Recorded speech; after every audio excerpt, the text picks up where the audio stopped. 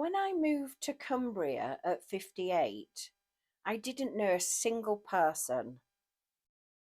People often say that must have been brave.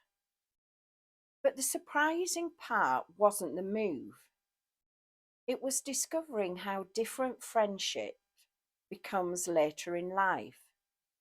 And it's something almost no one talks about, honestly. After COVID, I started feeling restless. I was living in Leeds at the time. Nothing dramatic had happened. Life just didn't feel right anymore. Then I found this house in Cumbria. It was near the coast and close to the Lake District. I loved the house and the environment immediately, so I moved. Not because I was brave, simply because I wanted a different life. One thing becomes very obvious when you move somewhere new later in life. You have to rebuild your social life from scratch. When we're younger, friendships happen almost automatically through school, through work, through children. But later in life, those structures disappear, which means connection becomes much more difficult.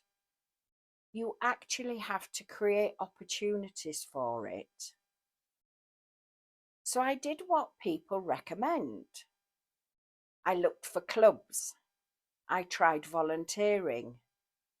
And because the housing development I moved into was new, nobody knew each other there either. So I started a Facebook group for the neighbourhood. I organised a few events so people could meet. Some connections formed, others didn't. What I discovered is something quite simple. Effort doesn't automatically create friendship. You can show up, join things, organise things, but connection still has to be mutual. And sometimes it simply takes time. If you've ever moved somewhere new later in life, you actually might recognise this. Friendships don't rebuild in the same way they did earlier in life. Interestingly, the strongest friendships in my life today aren't the new ones. One of my closest friends is still someone from Leeds, and my neighbours here have become people I spend time with. Beyond that, there are lots of smaller connections. People I recognise in the town, quick conversations when I'm out walking the dogs. And those small interactions matter more than people realise. I've always been quite independent. Even when I was married, I relied mostly on myself. I've been single for 24 years, so building a life somewhere new doesn't feel strange to me. It's simply how I've always lived. One thing I've learned over time is that effort in relationship has to be mutual. Stephen Covey described relationships as an emotional bank account. Both people need to make deposits.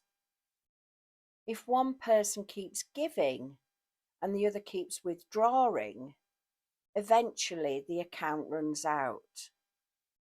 Friendships work the same way.